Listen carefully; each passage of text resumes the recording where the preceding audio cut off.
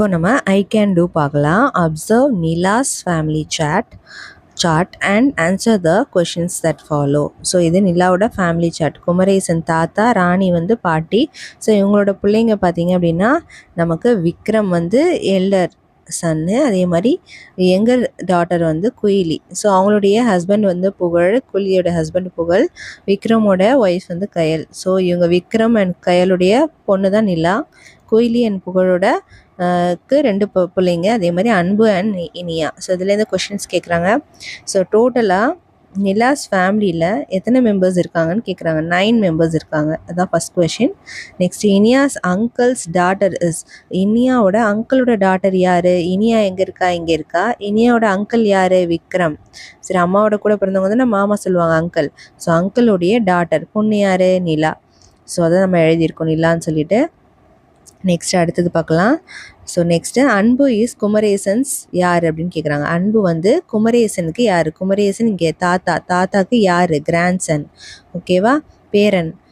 Next அடுத்தது பார்த்தீங்கன்னா, Kuyili is Vikram's. Kuyili வந்து விக்ரமோட யாருன்னு கேட்குறாங்க. குயிலி வந்து விக்ரம்க்கு யார்? சிஸ்டர். ஓகே, அதான் எழுதியிருக்கோம். Next, Nila's aunt's brother is. Iniya's யார்? நிலாவோடைய ஆண்ட் யார்?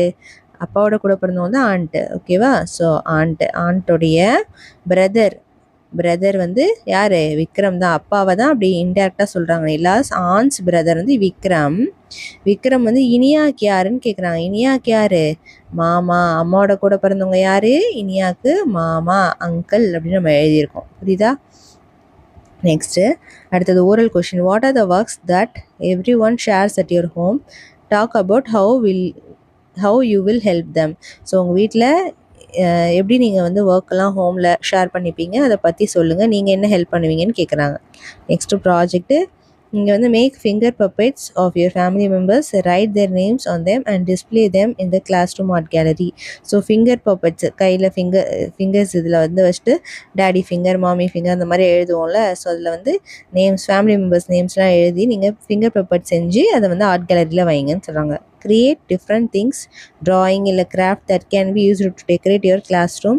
Bring them to classes. So ஏதாச்சும் ஒரு ட்ராயிங்கு, கிராஃப்ட் எதாவது பண்ணி உங்கள் கிளாஸ் ரூமில் கொண்டு வந்து வைங்க, டெக்கரேட் பண்ணுங்கள் கிளாஸ் ரூமை அப்படின்னு சொல்கிறாங்க. ஓகே, ஸோ அவ்வளோதான் இந்த சாப்டர். இதில் ஏதாவது டவுட் இருந்தது அப்படின்னா கண்டிப்பாக கமெண்ட் செக்ஷனில் கமெண்ட் பண்ணுங்கள். வீடியோஸ் பிடிச்சிருந்துச்சு அப்படின்னா கண்டிப்பாக லைக் பண்ணிவிட்டு உங்கள் ஃப்ரெண்ட்ஸ் கூடயும் ஷேர் பண்ணுங்கள். தேங்க்ஸ் ஃபார் வாட்சிங்.